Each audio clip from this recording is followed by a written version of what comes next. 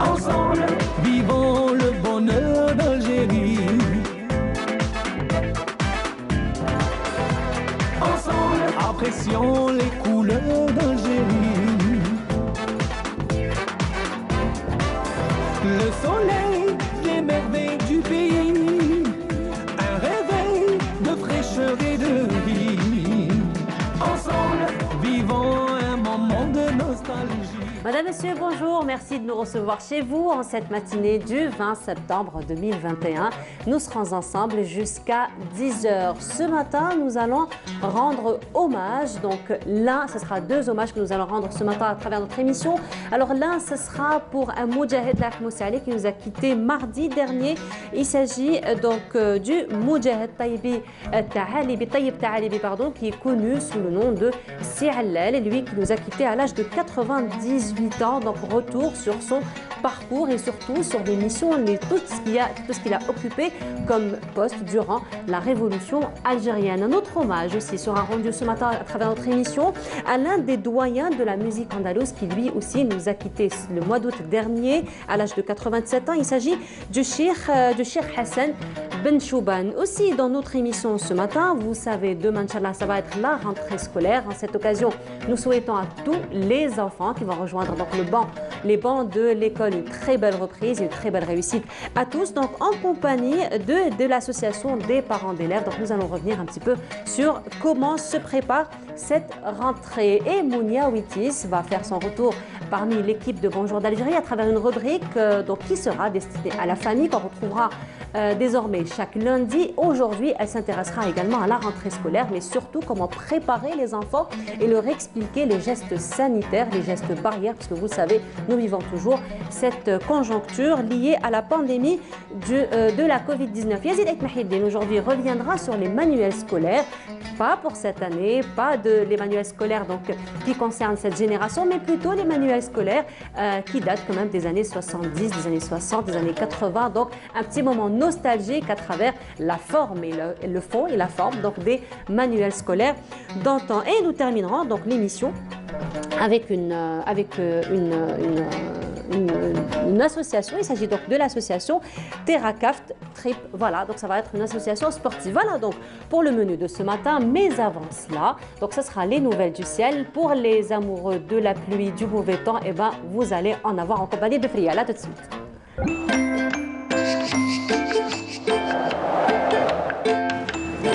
La météo vous est présentée par Mobilis. Mobilis, Aynama Kuntum. Bonjour Friel. Bonjour à vous Nour. Comment ça va? Ça va, très Nous bien. sommes toutes les deux en couleur automnale aujourd'hui. Exactement, finalement. Pour marquer l'arrivée de l'automne qui sera pour demain, Inch'Allah, le 21. Le 21. Ça va être la journée la plus courte de l'année, le solstice de l'automne. Voilà. Voilà. Et puis on le reçoit bien et il s'annonce bien aujourd'hui. Exactement, on va commencer la journée sous la pluie. Voilà, donc en venant ce matin, nous avons déjà eu quelques gouttelettes d'eau, mais quand même assez importantes. Hein. Voilà. Ça va continuer durant la journée? Ça va continuer et demain, la rentrée se fera sous la pluie, pour info, voilà. Vous savez, Friel, oui.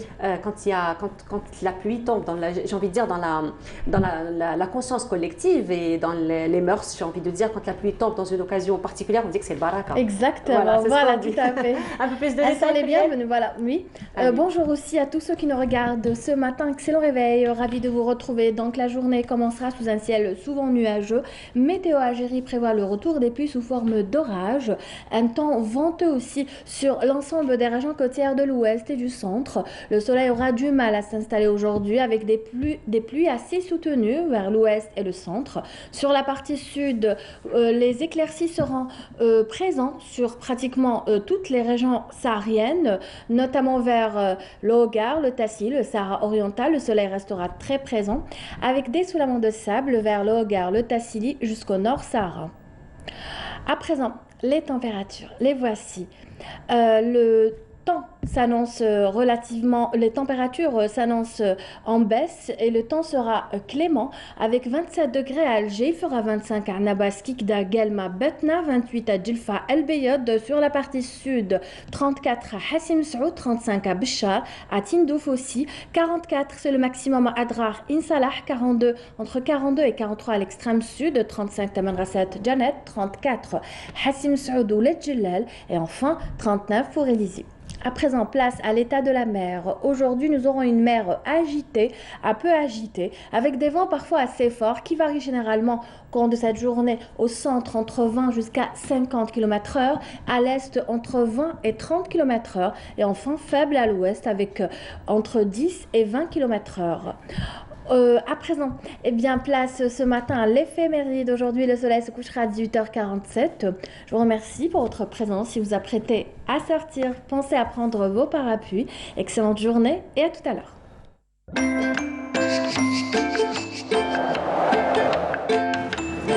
La météo vous est présentée par Mobilis. Mobilis, أينما كنتم. Je voulais rectifier, voilà. C'est pas demain On était la parties journée. toutes les deux finalement. Voilà. Sur Pour le... dire que demain, on passe à À une nouvelle, l'automne. voilà. C'est bon, l'été, Voilà, la demain on période passera à des... l'automne. Voilà. Et puis la journée la plus courte, ce sera pour le Pour le 21 21, décembre. voilà. Parce que je me disais, déjà demain, le 21 décembre, déjà. On est tellement concentrés sur la rentrée scolaire finalement. Exactement. Voilà. Et le retour des pluies aussi. Le retour des pluies, Voilà. on est tellement contents finalement. Voilà, De oui. toute façon, c'est la période. On a eu quand même des journées assez agréables. Aussi, Voilà, durant assez cet chaude, été. agréable et tout. Donc Voilà. chaque saison est la bienvenue. Et ben voilà, merci beaucoup Filiel. Je vous en prie. On se retrouve donc tout à l'heure après le journal télévisé du midi et celui de 19h. Et la semaine prochaine, Avec pour Bonjour plaisir. d'Algérie. Merci beaucoup Filiel, Je vous bonne en journée prie. à vous. Et on continue. Cette fois-ci, ça va être donc une pause musicale que nous vous proposons en compagnie du groupe Azwan, lui qui nous interprète Touchia Noubet Sultan. Et on se retrouve juste après.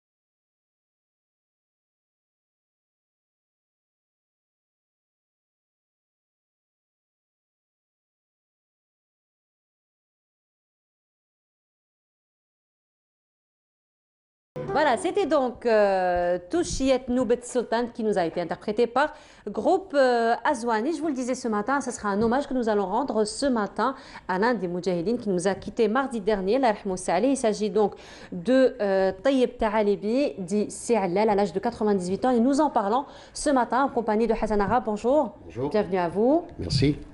Hier, c'était donc commémoration du GPRA. Aujourd'hui, on va rendre hommage à Si'allal que vous avez connu d'ailleurs de près et à qui vous avez accordé d'ailleurs une interview. Alors, justement, quelles ont été ses missions, donc qui il est et quelles ont été donc ses missions durant la révolution algérienne? Donc ce grand militant du mouvement national et de la cause algérienne a vu le jour en 1923 à Al-Harouch, donc dans la région de Skikda. Très vite, il va prendre conscience du drame de la colonisation et le drame vécu par les Algériens sous la colonisation. Il sera lui-même victime donc des arrestations massives de 1945, marquées par des arrestations et un crime contre l'humanité horrible. Donc il sera arrêté, emprisonné, tout d'abord à Constantine, ensuite à Al-Harrach et enfin à Mchria. Et dans ce contexte, c'est Si'allal Ta'alibi qui était lié d'amitié avec un autre grand militant de la région, donc de Skikda, à savoir Zerout Youssef, vont militer ensemble après 1945 au sein du PPA-MTLD, mais aussi au sein de l'organisation spéciale LOS. En tant que tel, en tant que militant, donc il va vivre de très près les contradictions et les problèmes qu'avait connu le parti à l'époque. Donc en 1953, il assiste au congrès du PPA-MTLD à Bilcourt et là, il décide d'être neutre vis-à-vis des deux tendances déjà qui commençaient à s'affronter entre les partisans de Msali Haj à l'époque et les partisans du comité central. Lui, il va en quelque sorte se projeter avec une autre équipe qui va mettre en place le comité révolutionnaire d'unité et d'action, le CRUA. Sa proximité avec l'un des fondateurs du CRUA n'était pas pour rien, parce que Si'allal Ta'alibi avait enseigné au sein de Madrasat Rachad, au cœur de la Casbah, fondée par le grand militant Abdelhamid Sidi Ali Abdelhamid, donc avec lequel il avait enseigné dans cette école. Et c'est dans cette école que justement le CRUA a été mis en place en mars 1954. Avec le déclenchement de la guerre de libération nationale, Si'allal Ta'alibi sera affecté en zone 5, c'est-à-dire la zone que dirigeaient alors l'Harbi ibn Mehdi et Abdelhafid Boussouf. Il sera chargé de collecter les armes jusqu'à 1955. 1955, il va assister Mohamed Boudiaf, il était l'adjoint de Boudiaf en quelque sorte, dans la création de le premier organe de la révolution algérienne, à savoir la résistance algérienne. Ensuite, il va seconder Boudiaf lorsqu'il va mettre en place la fédération du Maroc, du Front de Libération Nationale.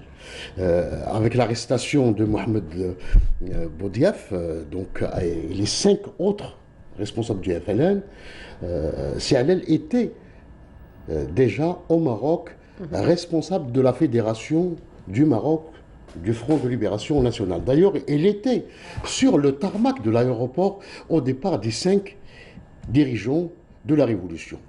Il m'a confié qu'il avait des appréhensions à l'époque. Donc je vous propose d'écouter ce témoignage qu'il m'a livré il y a 2 ans. Je pense que c'était l'un des derniers témoignages audio, évidemment. Ah ben voilà, on va voir donc cet extrait de l'interview que Hassan Arab justement a fait donc avec le regretté donc Tayyib Ta'alibi, connu sous donc l'appellation Si'allal. Voilà, on écoute cet extrait, on se retrouve juste après. à cette époque. Évidemment, on était optimiste. On croyait que le ministre des Affaires maghrébines français était bien disposé. Peut-être qu'on allait trouver une solution qui arrange peut-être tout le monde. Voilà dans quel contexte on vivait à ce moment-là. Évidemment, ils sont tous venus. Il y avait Boudief auquel je tenais compagnie tout le temps. Il y avait Aït Ahmed qui était presque tout le temps avec Omar Boudaoud, le futur responsable de la Fédération du Maroc. Et il y avait Khidr.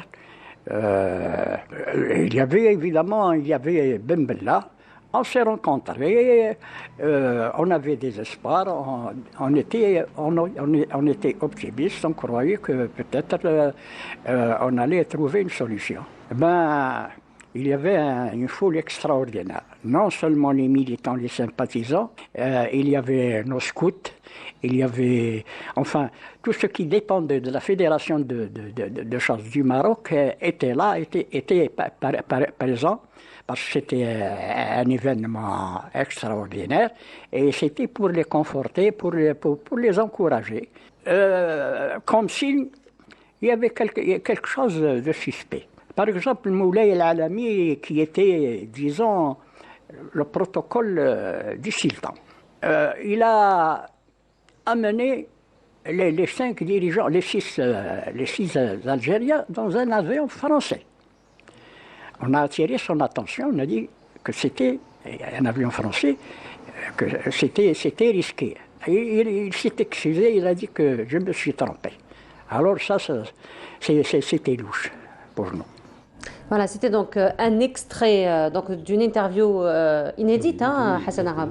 De Siad Talibi. Je rappelle juste que la photo qu'on vient de voir sur l'écran est la photo de son ami, le grand militant Sid Ali Abdelhamid, que nous saluons.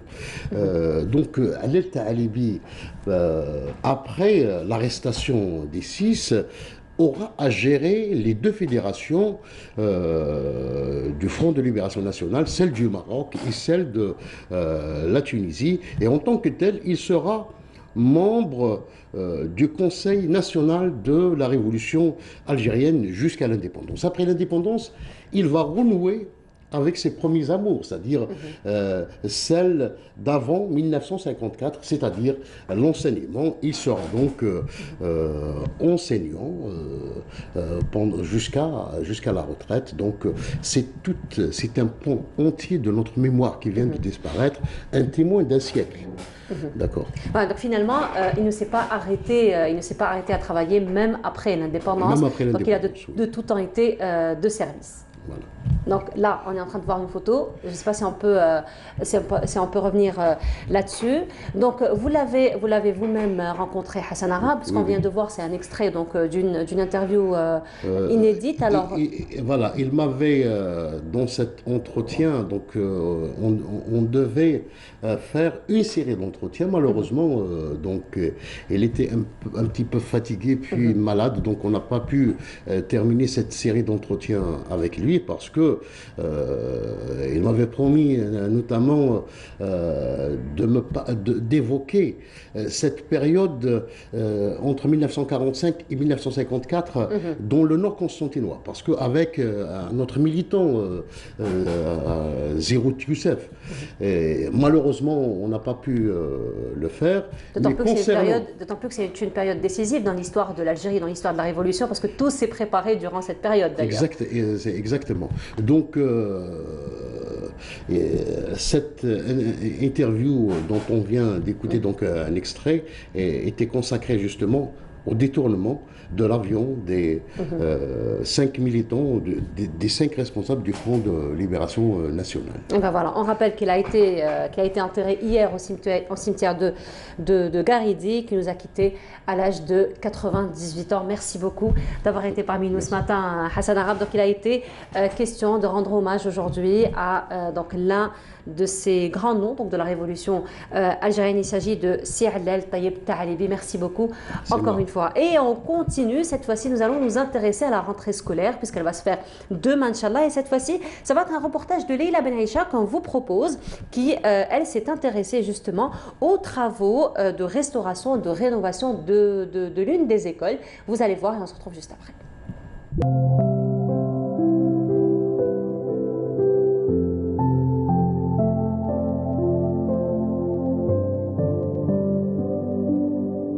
Datant de l'ère coloniale, l'école primaire Rachid Khorifa d'El Mohammedia a bénéficié du programme de la localité concernant la construction de nouveaux établissements scolaires, l'extension des classes existantes et la restauration de toutes les écoles primaires du secteur. راكم في ليكول هذه كانت مدرسه اللي مخدومه بالاميونت. هنا كان في البروغرام تاعنا الاميونت يعني اللي راح يضر الاولاد يدواسي مام حتى لو كونسير.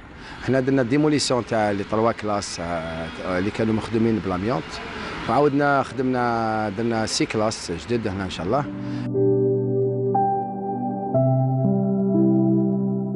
Seulement 3 classes auparavant, aujourd'hui avec les travaux d'extension et de rénovation, l'école compte 9 classes. 6 classes pour la section primaire et 3 classes pour le préscolaire. Le projet n'a pas omis l'intégration de plusieurs commodités essentielles. لي سي كلاس هذوما كيما شفتوهم اللي راهم بالشوفاج سنترال، فيهم شوفاج سنترال اللي راهم فيهم دي ماتيريو تري نوبل اللي فيهم اليمونتي ميم اليمونتي افيك ان باشاو اللي فيهم ميم حتى عندنا 3 زوتر كلاس يعني هو اون تو فيهم 9 كلاس اللي درناهم التحضيري وين اون ا كريي تماك اون ا كريي دي زير دو جو بور انفون تحتها يعني اون ايسي باش يكونوا يعني ما كي التحضيري كي اللي يقراو في البريمير اللي راهي كيما راكم تشوفوا فيها راهي واجده ورانا كاع مجندين باش ان شاء الله يكون الدخول هذا الاجتماعي يكون مليح ان شاء الله.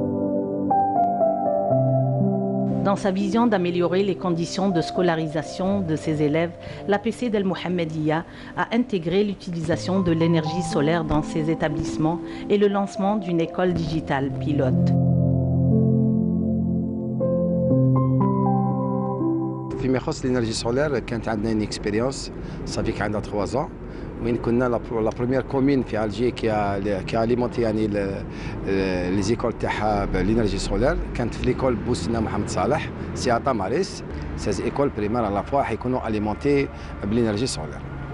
parmi 1540 كومين وين تكون كومين بيلوت باش يديروا ليكول ديجيتال ولا سي المدرسه الرقميه وين راح يكونوا لي زيلاف راح يكونوا كامل اوليو باش يرفدوا لي ليفريتو راح يكونوا بلي طابلات وين راح يكونوا كاين دي طابلو تاكتيل.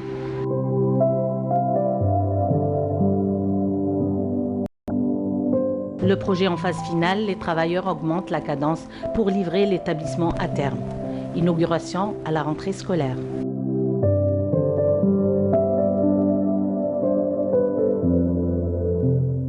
Voilà, c'était donc un reportage de Leila Ben Aïcha, elle qui s'est intéressée à la restauration et la rénovation donc, de l'école Khalifa Rachid au niveau de Mohammedia. Voilà, alors nous allons parler encore de cette rentrée scolaire et surtout comment préparer ses enfants à cette rentrée et surtout à comment les préparer à respecter les gestes barrières puisque nous sommes en plein période de pandémie. Oui, le virus est toujours là et ça sera en compagnie de Mounia Ouitis. Bonjour Mounia. Bonjour. Comment tu vas? Très bien, merci. C'est toujours un plaisir de te retrouver sur le plateau de Bonjour d'Algérie. Le plaisir est partagé en tout cas.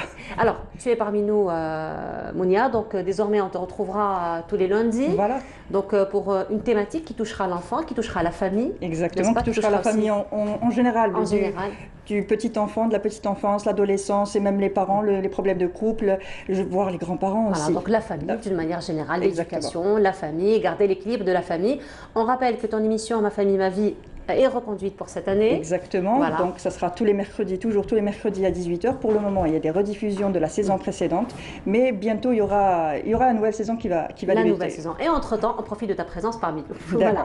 Et aujourd'hui, Mounia, donc tu t'es intéressée à un sujet quand même qui est d'actualité, d'urgence et d'importance capitale, puisque demain, Inch'Allah, 21 septembre, ce sera la rentrée scolaire. Oui. Et les enfants, Dieu seul sait que les enfants ont j'ai envie de dire, un capital social très important important. Alors, c'est les embrassades, c'est les câlins, c'est les tapes 5, on n'a pas vu ses copains depuis 3 mois. Exactement. Et pourtant, la situation ne s'y apprête pas. Exactement. Pour certains, ce sera une première de rentrer à l'école. Pour d'autres, ce n'est pas la première, mais il faut toujours le rappeler. Je pense que pendant l'année précédente, on leur a déjà bien expliqué ce que c'était que le coronavirus, qu'on les avait déjà prévenus.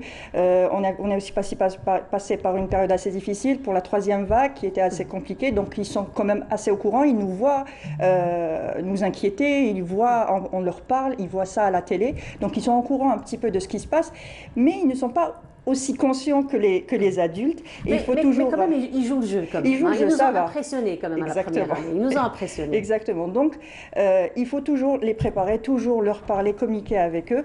Et justement, le ministère de l'Éducation a remis à jour, on va dire, le dispositif sanitaire qui a été appliqué déjà l'année dernière. Donc, comme je le disais, pour certains, ce ne sera pas nouveau, mais pour d'autres, ce sera donc nouveau, il faudra leur parler. Donc, qu'est-ce qui a été mis en place comme l'année dernière? Donc, dans les établissements, premièrement, la rentrée scolaire a été décalée au 21 septembre pour pouvoir vacciner justement tout le personnel de l'éducation, que ce soit enseignants ou le personnel de l'administration. Voilà. Donc, il y a eu aussi des campagnes de désinfection des écoles et il y a eu nettoyage, tout ça, préparation des écoles. Donc, qu'est-ce qu'il faut y avoir qu'est-ce qu'il y a dans les écoles, dans les établissements en ce moment? Donc, il faut qu'il y ait du savon, bien sûr, pour pouvoir se laver, se nettoyer, bien sûr, du gel hydroalcoolique, de l'alcool. Pour le savon, on rappelle toujours qu'il serait beaucoup plus intéressant d'avoir du savon liquide. Exactement. C'est beaucoup plus pratique, on va dire, avec la conjoncture dans laquelle nous sommes. Exactement. Juste un pouce, c'est plus simple d'avoir du liquide, c'est mieux que de laisser ces germes, et de laisser ces germes sur un pain de savon. Un pain de savon, exactement. Donc le savon, le gel hydroalcoolique, de l'alcool. Donc les élèves devront avoir une table, donc un élève par table.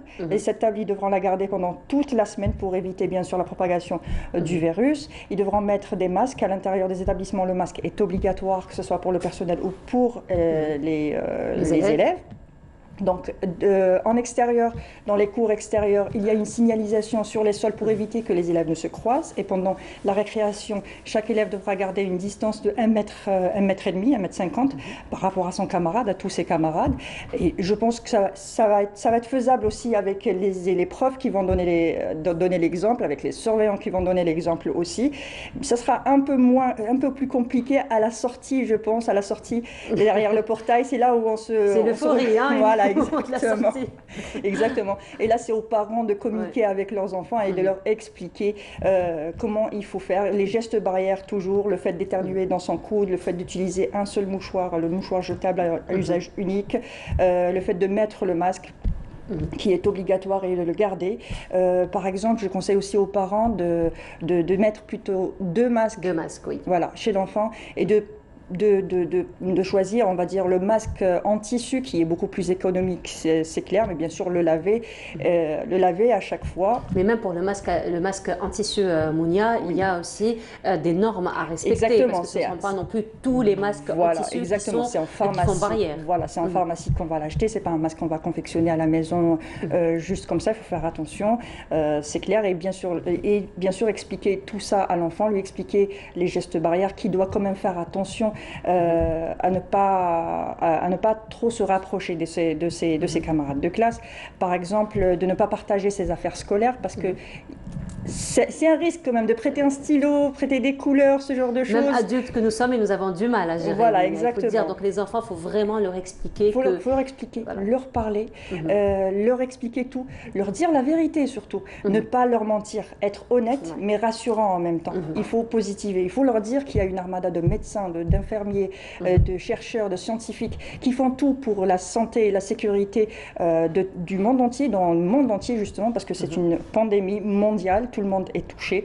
Donc, essayez de leur expliquer avec des mots simples, qu'ils puissent comprendre avec des dessins, par exemple. Il y a pas mal de vidéos voilà, c'est ce que j'allais dire. Il y a pas mal de spots très pédagogiques, très pédagogues, très explicatifs aussi, justement, qui vulgarisent un petit peu donc comment le virus se propage et surtout comment faire face et comment faire Exactement. barrière. Il y a même des activités que vous pourrez retrouver sur Internet avec l'activité du poivre sur la flaque d'eau, par exemple, pour leur expliquer ce que c'est et tout ça. Donc il y a pas mal de choses que vous pouvez trouver sur Internet. Et puis Canal Algérie et Bonjour d'Algérie a déjà expliqué à plusieurs reprises ce qu'était le virus, comment se protéger et protéger son environnement. Il faut leur expliquer que peut-être eux ne sont pas fragiles, mais leurs parents, leurs grands-parents seront beaucoup plus fragiles face à ce virus et qui risquent un petit peu plus que de simples petits bobos. Donc il faut bien sûr communiquer toujours avec l'enfant, mais en essayant de le rassurer aussi. Il ne faut pas non plus l'effrayer, trop l'effrayer. La nouveauté, par exemple, pour cette année, je reviens un peu à ce qui a été mis en place, il y aura toujours la double vacation pour éviter une surcharge dans les classes. Par contre, les séances ne durent plus 45 minutes, mais 1 heure. Donc il y aura 3 trimestres et non pas 2 semestres comme l'année précédente. Donc 3 trimestres avec les 15 jours de vacances d'hiver et les 15 jours de vacances de printemps. Mais sinon, ce que je vous conseille, c'est de communiquer surtout avec vos parents, surtout les tout petits qui commencent demain. Ils étaient peut-être à la crèche ou en préscolaire. Ça va être un nouveau monde pour eux, une nouvelle expérience. Pour les parents aussi, ça va être difficile demain, je pense, pour les parents, oui, ici, une première fois à l'école, c'est marquant quand même. Donc on a un petit peu peur pour son petit bout de chou, on a peur de ce qui l'attend dans ce monde de grands.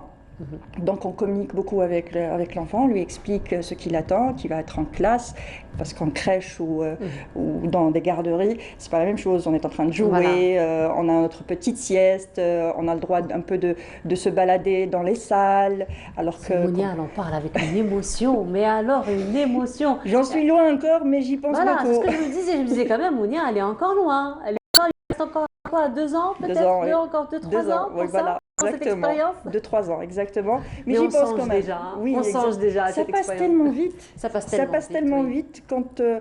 Personnellement, quand je vois mes bébés, enfin pour moi c'est toujours des bébés, pour les mamans je pense, elles resteront toujours. Je me dis qu'il n'y a pas longtemps, je les portais comme ça et maintenant elles sont en train de courir partout. Donc dans pas longtemps, elles vont te porter comme ça. Exactement. Le temps passe vite, donc c'est pour ça que je suis un peu émotive aussi. Oui. Donc il faut communiquer avec l'enfant, ne pas lui dire non, c'est par exemple une erreur qu'on a faite, voilà. C'est de dire non, ça c'est des histoires de grands par exemple. Au contraire, il faut communiquer avec l'enfant, lui expliquer et être honnête avec lui, lui dire ce qu'il attend, mais en le rassurant toujours à côté, lui expliquer peut-être le vaccin, ce que c'est que le vaccin, parce que maintenant il y a la vaccination. Aujourd'hui, on parle de vaccination des enfants. Exactement. On est vraiment en train d'y réfléchir sérieusement, donc à commencer à vacciner les enfants à partir de 12 ans. Donc effectivement, la préparation psychologique est très importante. Exactement, leur dire ce que c'est qu'un vaccin, peut-être leur expliquer ce que c'est qu'un vaccin. Je pense qu'ici, ça a été déjà pas mal expliqué, même sur Internet. Et on continue. On continue toujours, parce qu'il faut toujours communiquer. Donc, on leur explique ce que c'est qu'un vaccin, comment ça marche, et qu'est-ce que le vaccin nous protège, et protège tout le monde surtout. En tout cas, restez toujours sur la communication et toujours rappeler les gestes barrières. Toujours les gestes barrières. Pour le gel hydroalcoolique aussi, j'ai oublié de parler du gel hydroalcoolique. Donc, optez pour un gel hydroalcoolique qui est ni parfumé ni coloré, parce que les parfums et les colorants en général, c'est des perturbateurs endocriniens.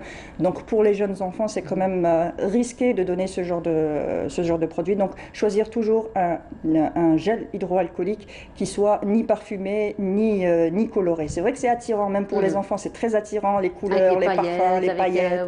Voilà, exactement. Mais optez plus pour un gel alcoolique neutre qui sent l'alcool, tout simplement. Tout simplement, mais sinon pour le gel hydroalcoolique, Mounia, ça peut carrément faire une petite activité à la maison, parce qu'aujourd'hui on peut confectionner sa solution hydroalcoolique avec des produits 100% naturels chez soi, et on sait très bien ce qu'on met dans notre gel hydroalcoolique. Ça va encourager aussi l'enfant à l'utiliser plus fréquemment, parce surtout s'il préparait parce que c'est lui qui l'a préparé. Il y a une appropriation quelque part du produit. Voilà, exactement. S'il avec vous, donc du coup il prépare en même temps son gel hydroalcoolique. On peut toujours décorer la petite bouteille, faire une petite activité avec l'enfant, ça lui plaira, ils adorent ça, les enfants.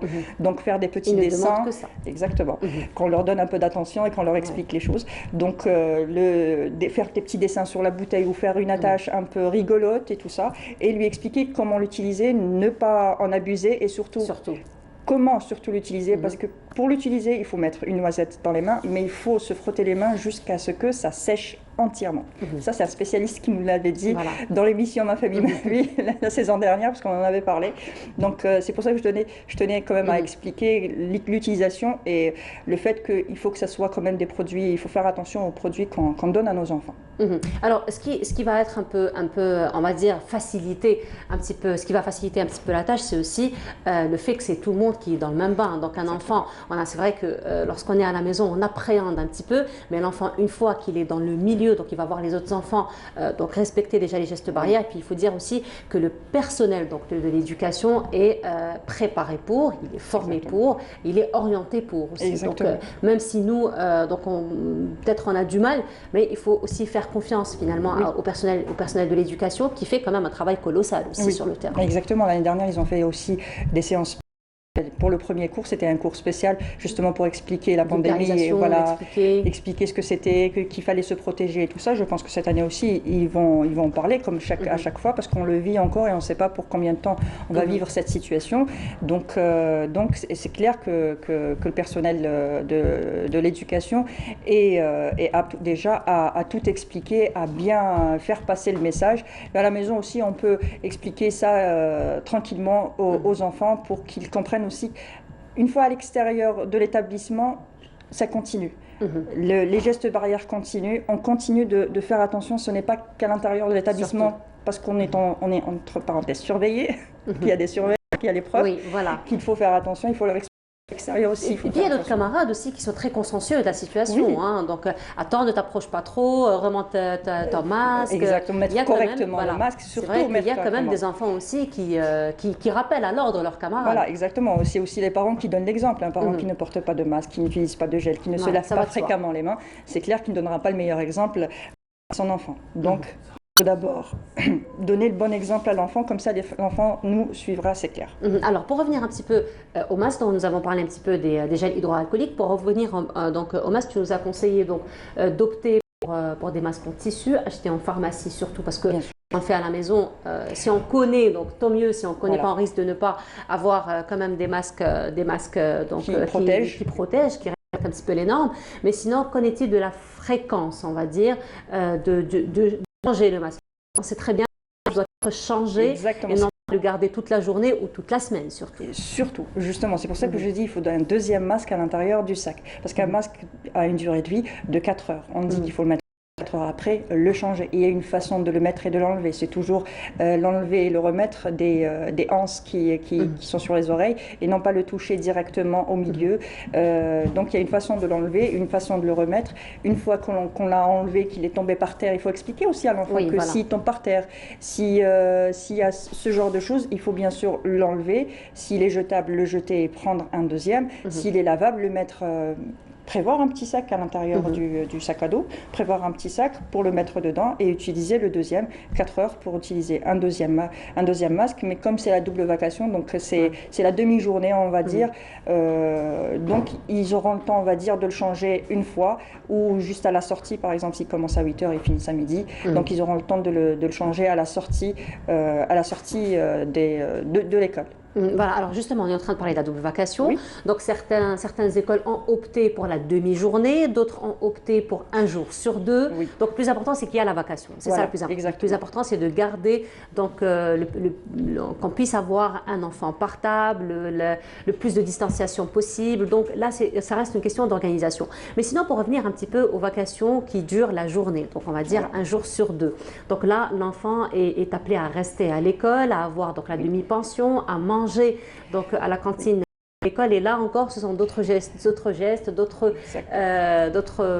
j'ai envie de dire, prévention. Prévention, bien sûr, exactement. C'est clair que déjà la demi-journée, ensuite on a la demi-pension, donc le déjeuner dans la cantine. À ce moment-là, c'est clair qu'il faut garder la distanciation. Je pense que tout a été fait pour que les tables, que les enfants soient quand même espacés dans les tables. Prévenir l'enfant qu'il faut que ces ustensiles, on va dire ces couverts plutôt, ces couverts qui ne prête pas ses couverts par exemple, ou qui ne passe pas ses couverts, ou que personne ne doit toucher ses couverts à part lui, qu'il doit avoir quand même une distance, qu'il doit se laver les mains le plus possible. Surtout. Donc pendant la récréation. Dès qu'il a l'occasion de se laver les mains, il se lave les mains. Il n'hésite pas. C'est clair, en évitant de se toucher bien sûr le visage, les yeux, se toucher le minimum. C'est pas toujours évident, c'est clair, mais plus on se lave les mains et mieux c'est. Donc on se lave les mains, et quand on n'a pas de savon, c'est du gel hydroalcoolique, et au moment du déjeuner, bien sûr, se laver les mains avant, avoir du gel hydroalcoolique à porter, manger et finir, et ensuite aller aussi se laver les mains. Bon, classique. Après manger, on se lave les mains, on se lave les dents, bien sûr. Donc rappeler tout ça, tous ces gestes. Ça a de tout temps été classique, mais comme par hasard, 2019-2020, de ce qui est classique, voilà, et on insiste dessus. Oui.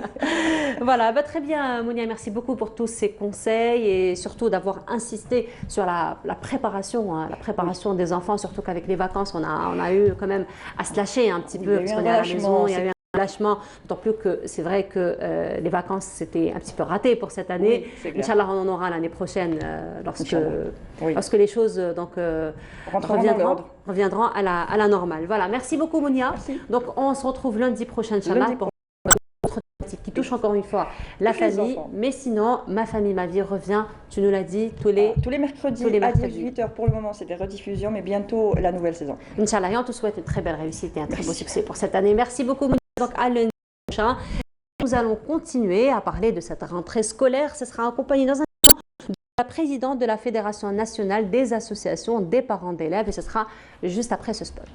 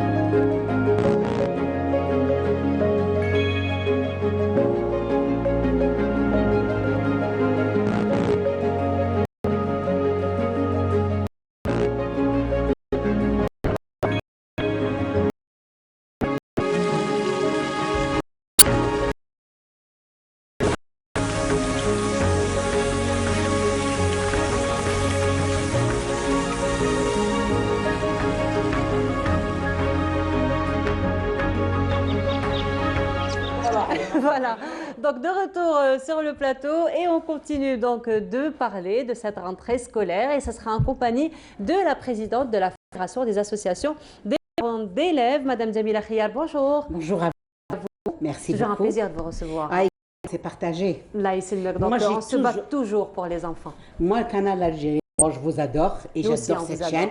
Et puis, merci pour ce que vous faites. Merci pour ce que vous faites, vous aussi. Merci beaucoup. Pour nos enfants. Merci. Alors, on va parler un petit peu de la rentrée scolaire, et on va commencer par un sujet qui revient chaque année. Oui. Donc, c'est chaque année débats, les mêmes préoccupations, j'ai envie de dire, des enfants, des médecins aussi. Il s'agit de la lourdeur du cartable. Et donc, chaque année, on en parle et chaque année, on essaie de trouver des solutions donc, à ce problème. Tout à fait, tout à fait. Ça fait des années que ça dure. C'est vrai que nous, en tant que Fédération nationale des associations la Fédération nationale des parents d'élèves, nous, c'était notre cheval de bataille, c'est l'est toujours. Nous avons à maintes reprises des propositions. Logiquement, quand on fait une réforme d'un système éducatif, cela suppose qu'on allait alléger le programme. Bien au contraire, nous avons rajouté pour des tout petits des matières qui ne sont pas utiles pour leur âge. C'est-à-dire, normalement, un enfant à bas âge, c'est de savoir écrire et compter. Mais bon, il y a des tas de matières, donc on trimballe un sac de 11 voire 12 kilos. C'est vrai, bah oui, ce n'est plus. Donc nous avons fait des propositions, nous avons demandé qu'il y ait au moins soit une armoire dans chaque classe pour pouvoir garder les livres et les cahiers, comme ça se faisait dans le temps, ou alors pour les nouvelles constructions, des casiers dans les couloirs pour chaque élève. C'est-à-dire que l'enfant n'a pas besoin de prendre toutes ses affaires. Et nous avons demandé également qu'on a, à défaut, s'il n'y a pas d'espace, pourquoi ne pas avoir des livres avec des tomes, tome 1, tome 2, tome 3. Ça diminue également du poids. C'était prévu. Nous avons aussi fait des propositions de faire en sorte que l'enseignant ne demande pas des cahiers, chaque matière, un cahier de 90 pages ou de 120 pages. Pourquoi ne pas avoir un cahier le diviser en 2, en 3 90 pages, 120 pages, que l'enfant ne remplit pas forcément. Hein. Donc à la fin de l'année, on se retrouve avec des cahiers à moitié remplis. Tout à fait. Pourquoi ne pas avoir des livres en classe que l'établissement distribue, la classe distribue tous les matins, et puis aux parents aussi d'avoir des livres à la maison. C'est-à-dire qu'il y a mille et une façons de prendre en charge.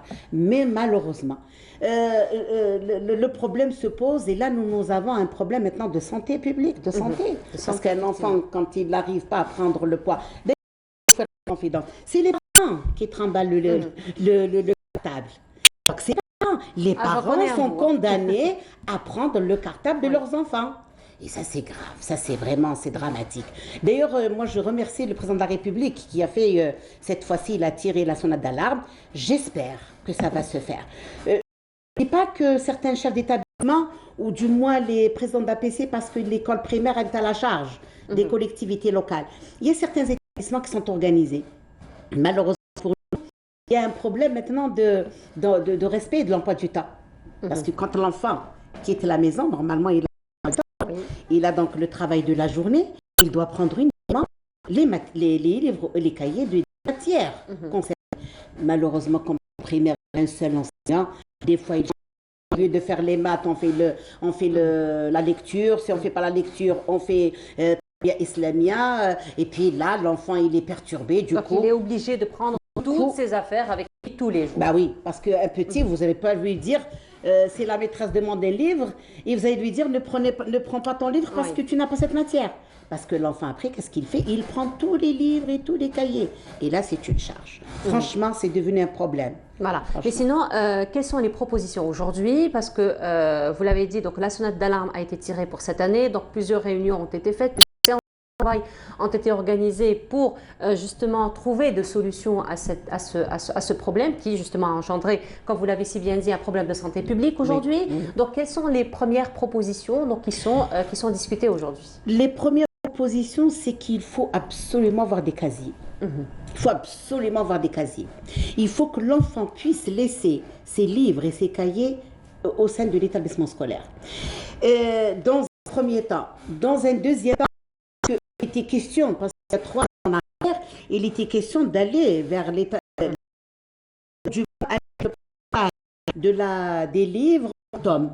Et puis que l'enseignant, lui, essaye d'aider le parent, parce que sur le plan économique aussi, ça coûte cher. Parce que sur le plan financier, chaque matière, il faut un cahier, 3 livres et des cahiers.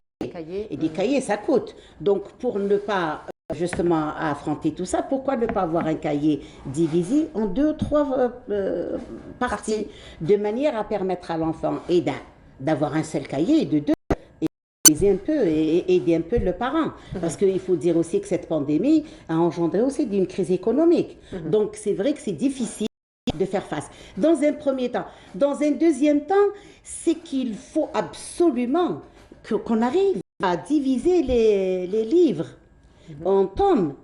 Parce que ça se faisait dans le temps. Pourquoi ne pas revenir à cette division par tome? On termine un trimestre, on met le tome 2, le tome 3. Bon, là c'est des réflexions, ce n'est pas des réflexions parce qu'on était arrivé pratiquement à l'application, mais il n'y a pas eu de suivi. Il n'y a pas eu de suivi. Et là aujourd'hui, le problème est posé. Le problème est posé. La volonté politique est liée, puisque le président de la République lui-même a parlé de cette lourdeur du cartable. Maintenant, aux autorités locales de prendre en charge. Chaque président d'APC doit prendre en charge les établissements de sa circonscription de manière allégée. Évidemment, il y a un autre système, c'est de laisser les livres en classe. C'est-à-dire, l'établissement, le matin, il distribue les livres. Ça sera des livres. Les parents, pour faire travailler leurs enfants, ils peuvent avoir des doubles à la maison.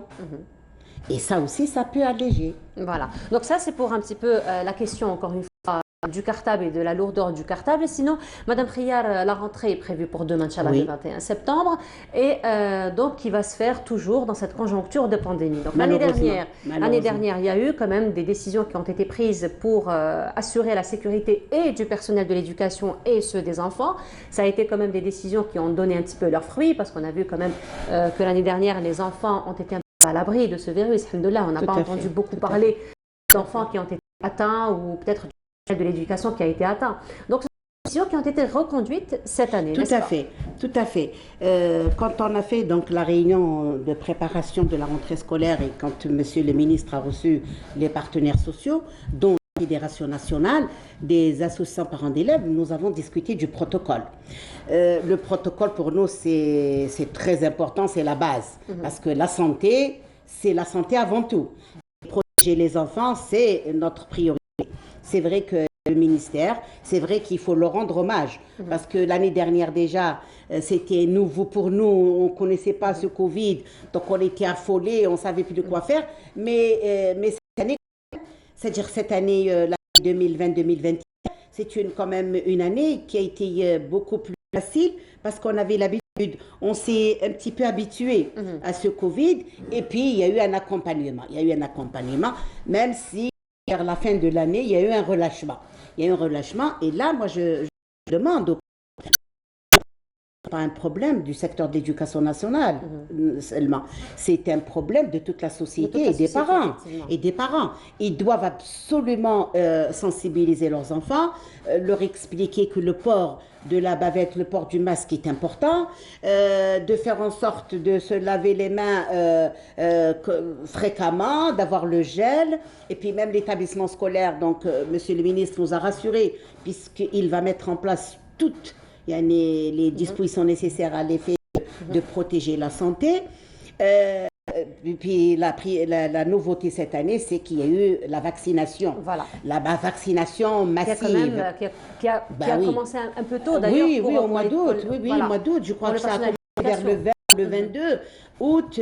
Aujourd'hui, d'après les statistiques, plus de 80% des travailleurs. D'ailleurs, on rappelle, Madame Khiyar, que la rentrée scolaire a été retardée justement pour pouvoir donc vacciner le maximum du personnel de l'éducation. Enseignants et travailleurs. Je vous ai dit même les statistiques, donc il y a plus de 80% du personnel d'éducation, y compris les enseignants, qui ont été vaccinés. La nouveauté cette année, c'est que demain, il y a donc une convention entre le ministère de l'Éducation et le ministère de la Santé. Demain, il y aura des volontariats des médecins qui vont donc aller dans chaque établissement scolaire pour continuer la vaccination de ceux qui n'ont pas encore reçu leur dose. Et il y a également la prise en charge psychologique cette année, et ça nous l'avons demandé, et là le ministère l'a mise en place, surtout les enfants des régions où il y a eu les incendies, et même par rapport aux parce que vous avez vu la troisième vague, elle a fait un massacre. Donc beaucoup d'enfants ont été psychologiquement atteints. Madame Kriaf, cet été a été très difficile. Très difficile. Pour beaucoup de villes. Non seulement les familles ont été touchées. Voilà, non seulement la troisième vague, mais aussi les incendies qui ont touché plusieurs wilayas du pays qui aussi ont eu cet impact psychologique sur les enfants. Il faut dire qu'il y a eu une prise en charge aussi. Tout à fait. Il y a eu la prise en charge. Hier, je vous ai dit, il y a même une prise en charge, il y a même des psychologues donc, qui vont accompagner ces enfants. Et des psychologues qui sont déjà partis la semaine dernière, qui ont rencontré les enfants, mais cette fois-ci, ça sera dans l'établissement scolaire. Il y aura au sein des établissements scolaires pour accompagner surtout les zones qui ont été touchées par les incendies. Mais par rapport au Covid, parce qu'un accompagnement se fera, ça c'est une nouveauté et ça c'est excellent. Maintenant, c'est vrai que le problème, c'est un problème, comme je l'ai dit tout à l'heure, qui touche tout le monde, qui touche tout le monde et nous sommes tous concernés. C'est-à-dire que ce n'est pas un problème d'un secteur. Moi, je pense que c'est tout. C'est une chaîne. C'est la responsabilité de tous. Donc, il y a le secteur de la solidarité qui lui-même aussi est concerné. Parce qu'il faut dire aussi que cette pandémie aussi, elle a des séquelles liées. Parce que beaucoup n'arrivent pas à faire face au plan économique. Donc, là aussi, la solidarité, elle doit se faire. Et surtout avec les zones et les wilayas touchés par les incendies. Et il y a également cette opération solidarité qui a été lancée par le mouvement associatif. Même nous, en tant que Fédération nationale des associations parents d'élèves, nous avons contribué, nous sommes en train de mener également un programme d'aide, mais que tout le monde mette la main à la pâte, que tout le monde essaye d'aider pour permettre aux enfants de l'Algérie, de toutes les régions d'Algérie, de rentrer au même niveau, d'avoir les mêmes intérêts. Avoir une rentrée scolaire réussie parce que c'est ce qui va finalement impacter sur tout le rendement de l'année. Voilà, la rentrée scolaire, mais la rentrée scolaire, c'est la fête. C'est la fête. D'ailleurs, je vous dire une chose, c'est la rentrée scolaire qui donne le coup d'envoi de la rentrée sociale. Parce que sans rentrée scolaire, il n'y a pas de rentrée sociale. Voilà, c'est quand il y a beaucoup d'encouragement qu'on va savoir. Oui. Non, mais surtout voir nos petits bouts avec des tabliers bleus et roses, et c'est magnifique. Et puis pour la sociabilité aussi, c'est très important. Voilà. Merci beaucoup. Merci à vous, merci pour ce que vous faites. Merci à vous aussi pour ce que vous faites. Donc merci d'avoir été parmi nous ce matin. Je rappelle, vous êtes la présidente de la Fédération nationale des associations des parents d'élèves. Et on profite encore une fois pour dire à tous nos enfants et à tout le personnel de l'éducation aussi, bon retour. Une très belle reprise et belle réussite pour cette année. Et on continue. Et cette fois-ci, ça va être un spot sur la vaccination que nous vous proposons et on se retrouve juste après. Bonjour Anne, salut, ça va? الحمد لله. شبيك درتي الفاكسين مازالكي خايفة؟ حتى بعد تلقي اللقاح من الضروري الحفاظ على الإجراءات الوقائية وهي غسل اليدين، التباعد الجسدي، وارتداء القناع.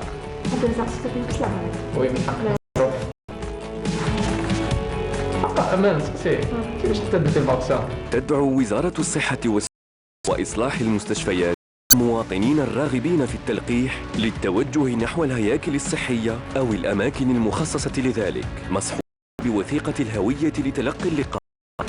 بالتلقيح ضد كوفيد-19 تحافظون على حياتكم وحياة أقاربكم.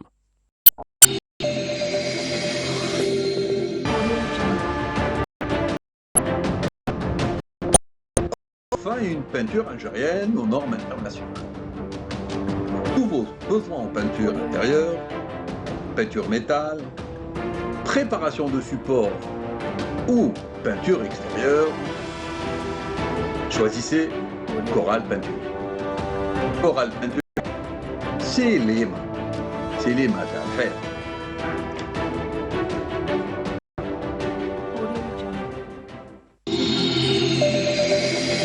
Et de retour, et cette fois-ci, ça va être un autre hommage que nous allons rendre cette matinée à l'un des doyens de la musique andalouse qui nous a quitté à 84 ans. Il s'agit du Cheikh Hassan Ben Chouban et nous en parlons ce matin avec un autre Cheikh, Sidi Ali Idriss. Bonjour. Bonjour. Bienvenue à vous. Merci. C'est toujours un plaisir de vous avoir sur notre plateau. Ah oui, c'est un plaisir partagé. Alors, vous nous enchantez de toute façon chaque semaine à travers Kahwa ou Latay, n'est-ce pas? Ah oui, c'est une émission que j'adore parce que je m'éclate. Nous adorons tous. Je m'éclate. Voilà, c'est vraiment un beau voyage que vous offrez travers le patrimoine, il faut dire, musical de l'Algérie, à travers votre émission. Il faut dire que c'est une richesse à faire découvrir à tous les Algériens et déborder. Ah oui, et déborder aussi sur les parce que il faut dire que c'est une culture très ancrée dans la population algérienne et il faut la préserver et la faire connaître, surtout à la jeunesse algérienne. Voilà, surtout. Et aujourd'hui, vous êtes parmi nous parce que nous allons rendre ensemble hommage à l'un des doyens de la musique andalouse, Cheikh Hassan Ben Chouban, il nous a quittés donc à l'âge de 84 ans et vous l'avez connu de très près. Ah oui, j'ai eu l'honneur et le plaisir de le côtoyer quand j'ai fait les premières années de musique andalouse dans l'école de musique andalouse du Ruisseau, le Fenoul Adib. Son père aussi, Allah yarhamou, Ammi Rachid Ben Chouban, initié la musique. Ah oui, oui, c'était un pilier de la musique andalouse, Ammi Rachid, Allah yarhamou. Il était le compagnon d'Ahmed Ben Achour, un autre pilier de la musique andalouse, et il l'a initié à cette musique. Et ils ont été les membres fondateurs justement de l'école de musique andalouse, le Fenoul Adib, où j'ai fait mes premières années. C'est là où je l'ai côtoyé. Je l'ai connu de près, de très près même. Alors, de très près, qu'est-ce que vous gardez le plus? Non, c'est très bien que généralement, sont très exigeants, ils sont pour la bonne cause d'ailleurs. C'est clair, c'est clair. Non, je garde d'abord une très belle image de lui. D'abord, c'est un personnage important.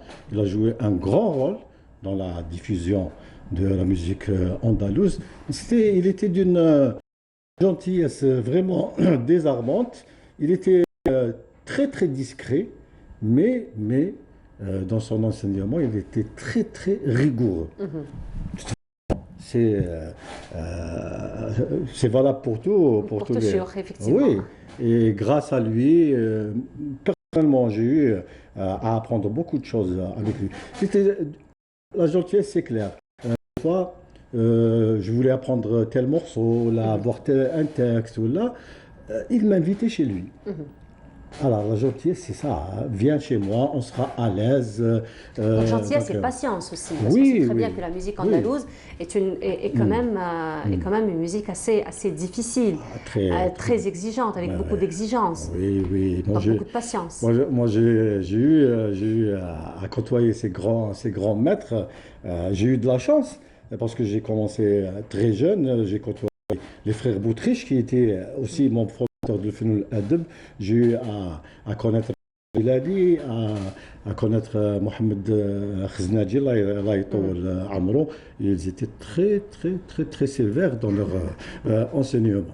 On n'avait même pas le droit de croiser les jambes voilà. quand on répétait. Donc même pour la posture, même... Ah oui. Ah, absolument. Et bon, j'allais chez lui pour apprendre tel texte, ou là pour recopier tel qsida. Il a commencé dans les années 50, c'était l'élève de Abdelkrim Dali aussi. Oui. Il ne faut pas oublier aussi qu'il a fait la prison. Il a été emprisonné de 1956 à 1961. C'était un militant de la cause nationale. Oui. Voilà, et justement, dans ce sens, je vous invite à voir cet hommage que Sophia Chouban, justement, a rendu donc, à Marhoum Hassan Ben Chouban. Je vous laisse voir cet hommage et on se retrouve juste après. Quand Raïs Loutar, au maître des cordes, commence à égrener son instrument avec des touchillettes et des istirbarettes dans différents modes de la musique arabo-andalouse, il invite son public à apprécier un art raffiné et doucereux. L'artiste qu'il a été durant plus de 60 années ont fait de lui un maître de l'interprétation et de la maîtrise instrumentale. Cheikh Hassan Ben Chouban a eu un parcours riche et dense en la matière. Élève assidu des conservatoires du Sindé, Bir Mourad Raïs et d'Alger Centre, le brillant musicien-interprète décroche des prix accessites En 1963 et en 1966, il va se consacrer en tant que formateur et pédagogue de cette musicale sublime, génération montante de différentes époques.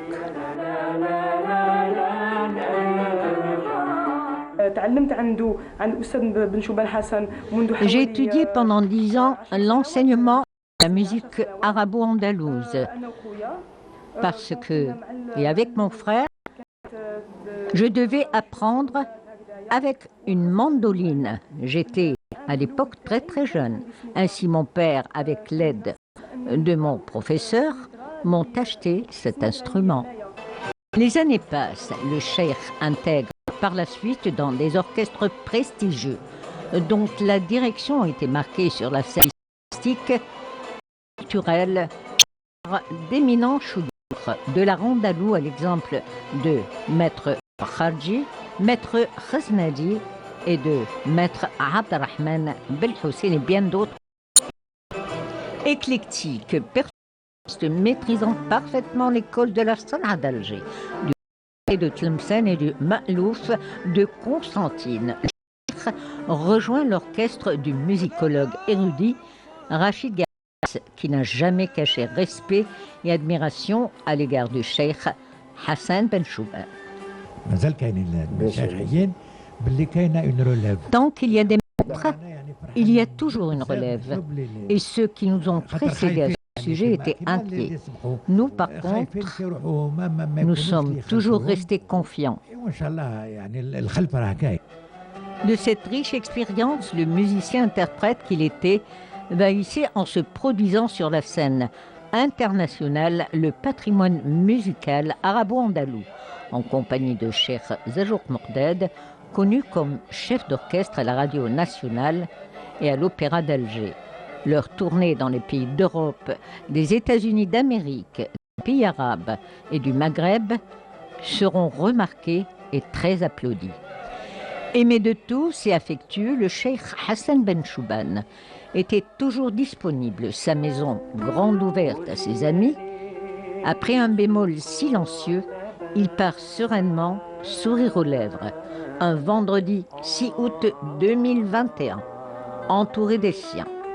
Ce n'est qu'au revoir Hassan, puisqu'un artiste ne meurt jamais. Et un artiste ne meurt jamais, effectivement, l'a dit Sophia Chouban dans cet hommage qu'elle a rendu donc à Cheikh Hassan Ben Chouban, qui nous a quittés le 6 août dernier à l'âge de 87 ans.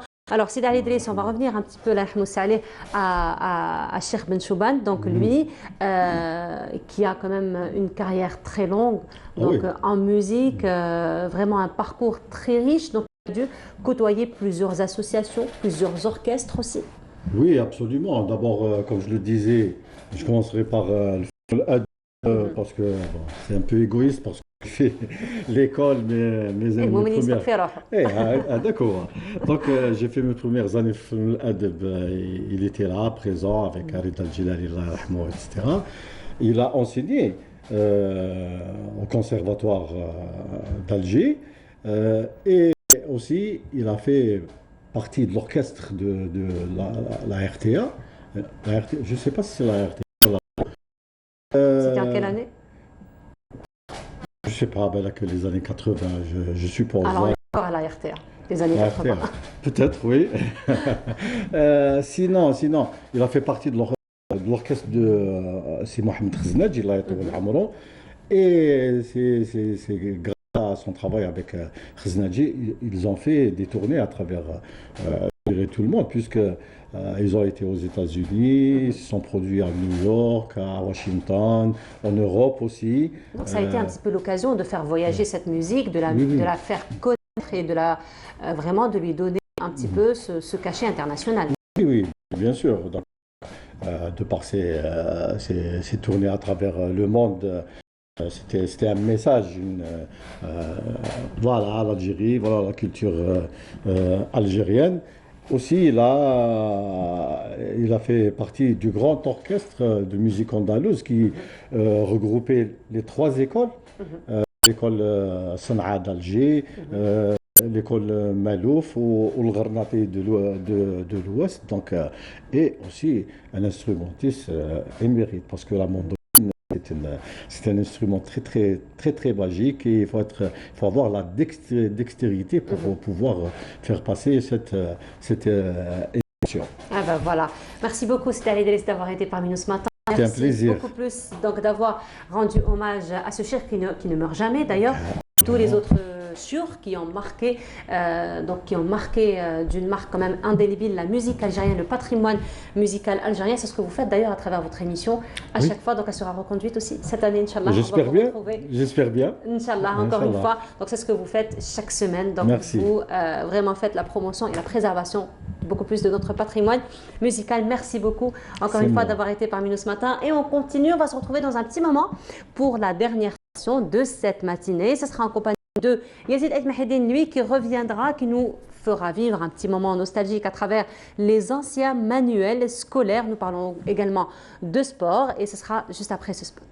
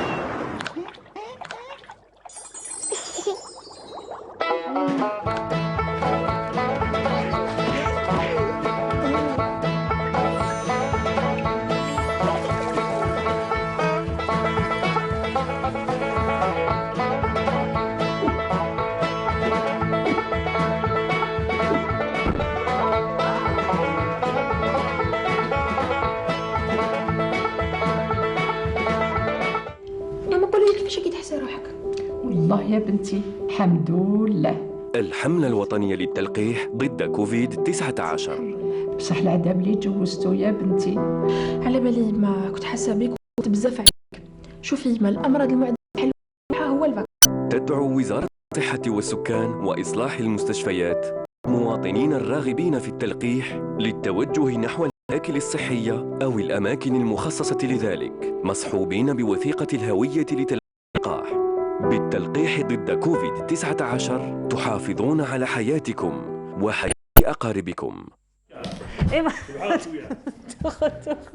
Vous l'aurez compris quand il est là, Yazid, mais c'est toujours l'ambiance de cette manière. Bonjour Yazid. Bonjour, ça va? Oui, ça se passe bien. Tu t'es retrouvé un petit peu?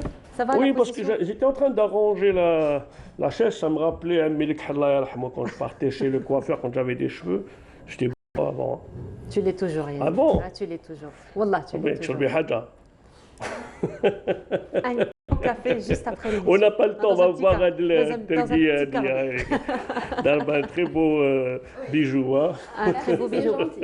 Ben voilà. Et justement, et parmi nous ce matin, Bouchra Ziad. Bonjour Bouchra, marhaba bik. Bonjour, merci beaucoup pour l'invitation. Yadekoum saha. Allah yisselmek, marhaba bik.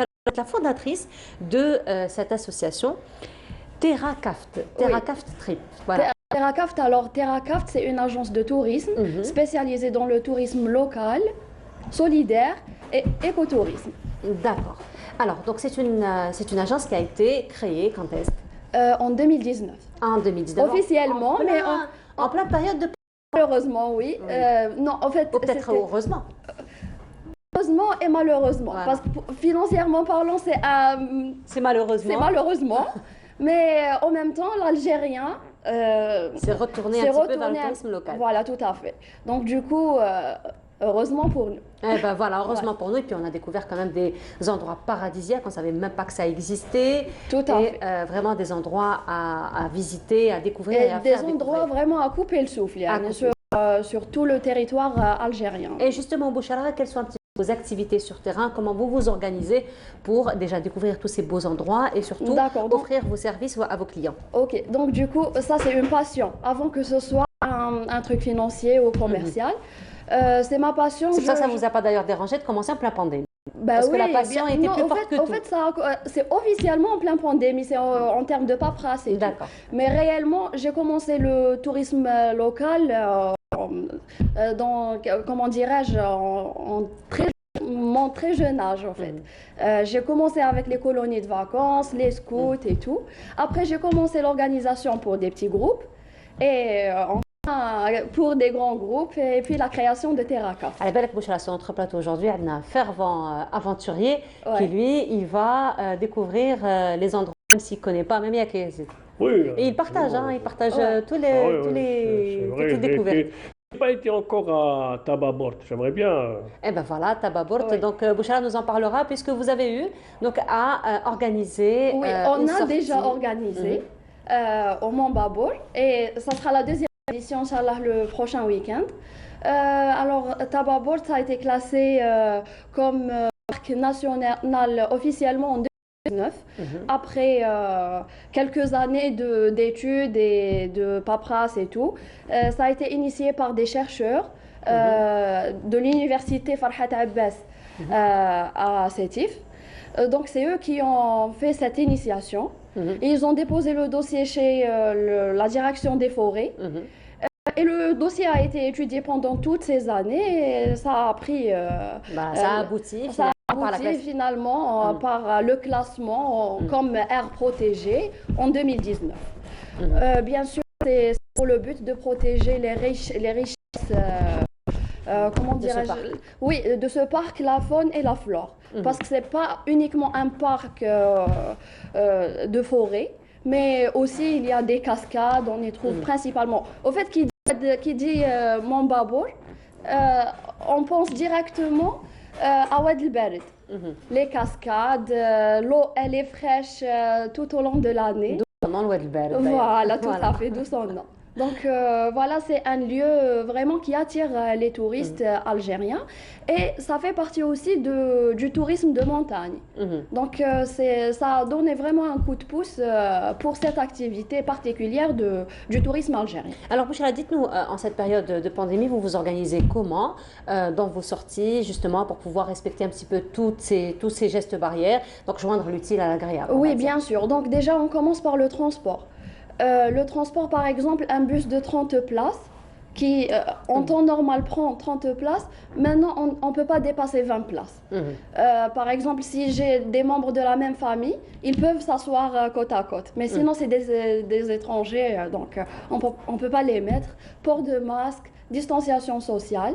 Mais en parallèle, sur place, pendant la sortie, les sorties généralement c'est en plein air, donc du coup il y a automatiquement la distanciation. Voilà, automatiquement il y a de l'espace. Faire attention aussi pour les gens qui partent comme ça en tourisme de masse, bien sûr de ne pas faire de barbecue, de ne pas, avec ce qui se passe, etc., pour éviter qu'il y ait des foyers d'incendie, etc. Donc quand on voit dans certaines forêts, il y a eu beaucoup de gens qui laissent un peu qui prennent pas avec eux le nécessaire pour ne pas jeter en plein air ce qu'il.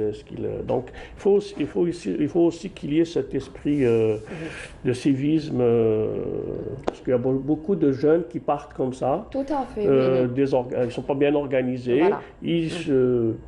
Pas bien organisé aussi, pas bien entraîné peut-être, pas bien rodé par rapport à... Oui, des fois ils laissent aussi des bouteilles, etc.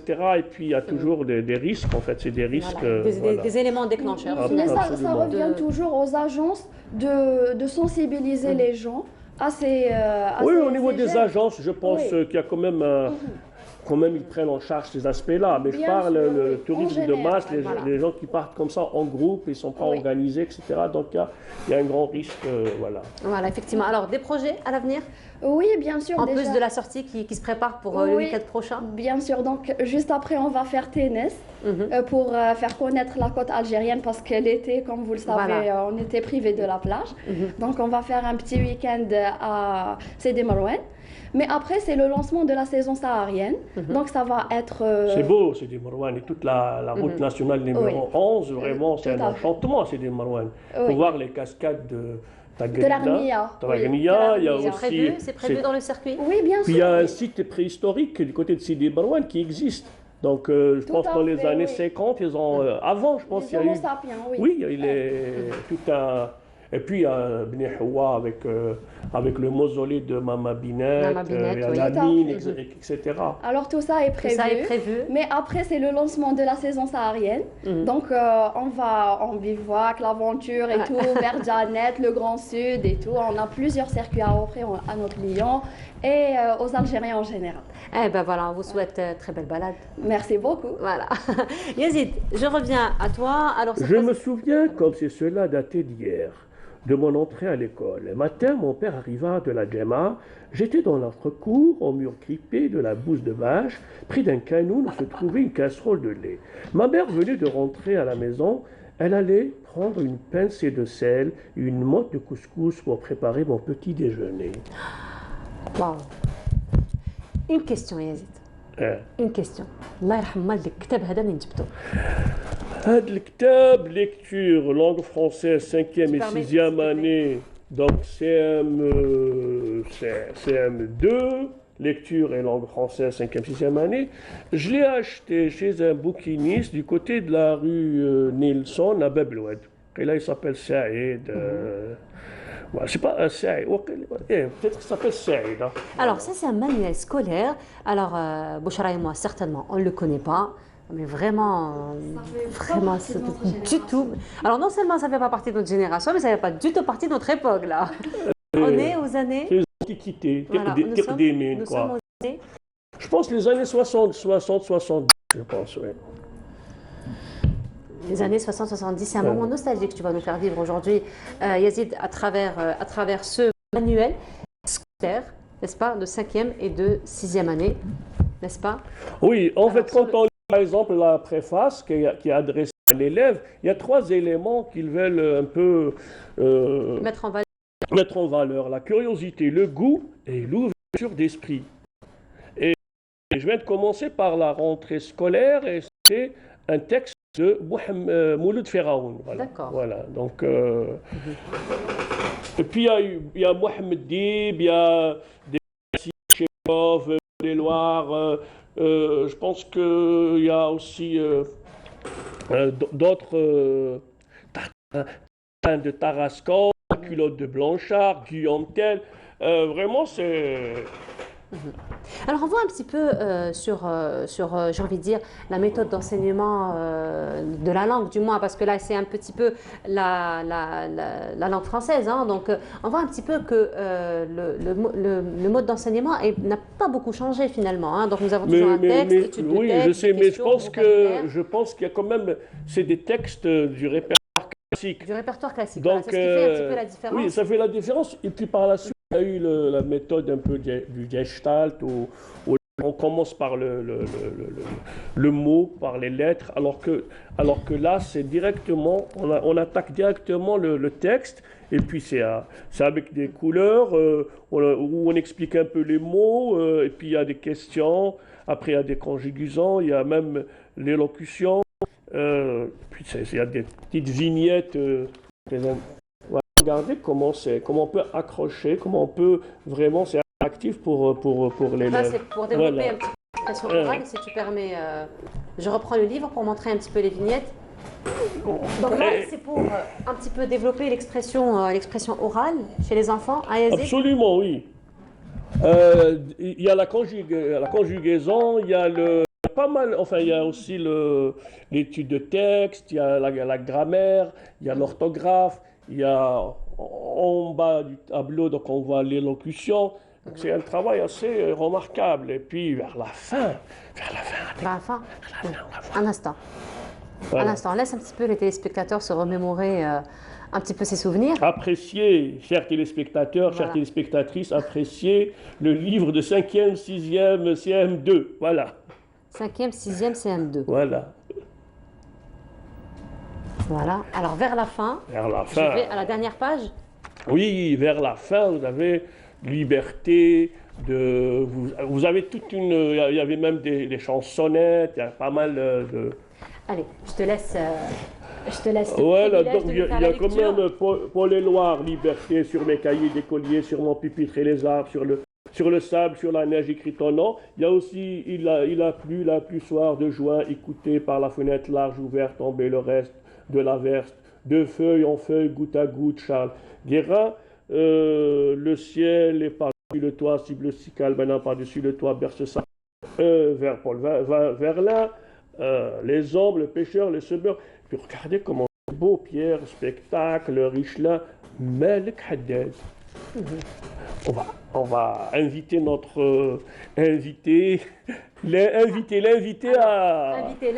nous faire une lecture. À faire un plongeon dans Malik Haddad. Voilà. Le pâtre. Voilà. Ok, alors c'est le pâtre, c'est ça. Voilà. C'est ça. Alors souvent, je me souviens d'avoir été berger. J'ai rompu la galette, j'ai partagé les figues. Mes filles, j'ai bien marié. Il n'est point de pareil, au fusil à l'ouvrage, que mon fils aîné. Ma femme est la plus belle de la vallée. Voilà. Voilà. Ah ben Et voilà. puis je pense qu'on a quelques images parce que j'ai aimé aussi le style, enfin les illustrations. Nous sommes en train de les voir justement. Voilà, il y a des illustrations un peu avec une petite musique, une petite cantine. Voilà, ça c'est illustre un peu le Mohamed Dib avec le petit Omar. Là aussi, je pense que c'est un texte de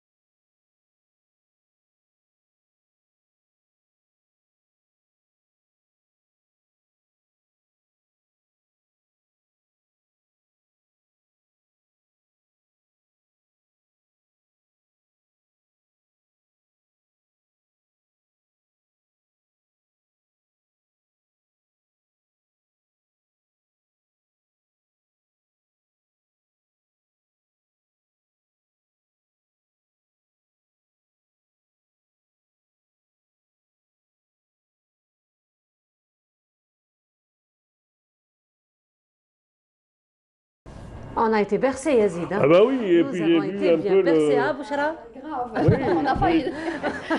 S'endormir, c'est bon. Ça a commencé par l'illustration de la grande maison avec un texte intitulé Un bras qui parle un peu du problème de la faim.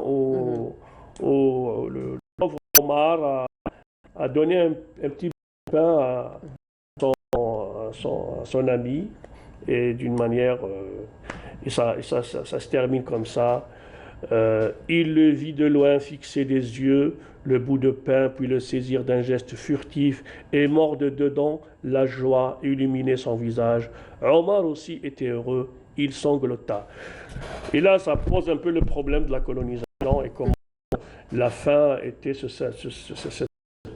fléau qui a marqué les années 40 et puis ça a annoncé par la suite le 8 mai 45. Voilà, donc si on revient un petit peu au fond, donc aux textes choisis, donc on voit que ce sont des textes quand même qui sont choisis très minutieusement parce qu'il y a beaucoup de valeurs finalement qu'on a envie d'inculquer aux enfants à travers ce choix.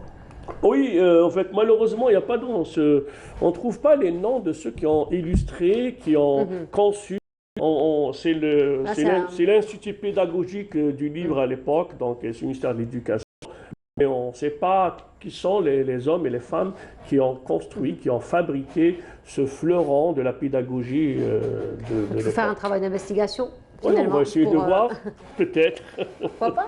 Oui, pourquoi pas? Ou à l'ONPS, oui, ça, on peut le faire. Voilà. Ce sont des archives qui existent. Hein, ah oui, sûrement, voilà. Très bien, merci beaucoup, Yazid, de nous avoir plongé un petit peu dans l'histoire du manuel scolaire. Merci à vous de partager. Voilà. Ça a été un plaisir. Bouchara, ça a été un grand plaisir de vous avoir parmi nous ce matin. Juste pour vous contacter. Alors, c'est TerraCraft Trips sur les réseaux sociaux. Sur Facebook ou Instagram. Et on peut s'inscrire donc pour pouvoir vivre les aventures en votre compagnie. Inch'Allah. Voilà. Merci beaucoup Bouchara. Je rappelle Bouchara Ziad, vous êtes la fondatrice donc, de cette agence TerraCraft Voilà, Terrakaf. Voilà, Terrakaf. Trip.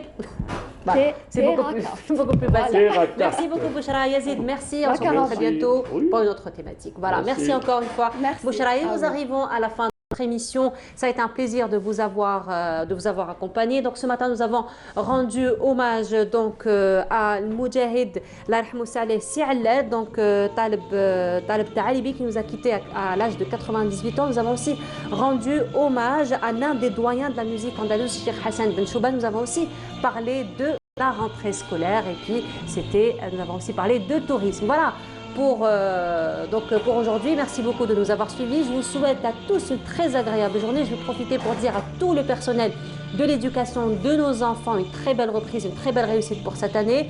Je vous retrouverai à partir de vendredi. Amal Almi sera parmi vous, donc demain, à partir de demain, Inch'Allah, à 8h exceptionnellement demain. Au revoir, à très bientôt.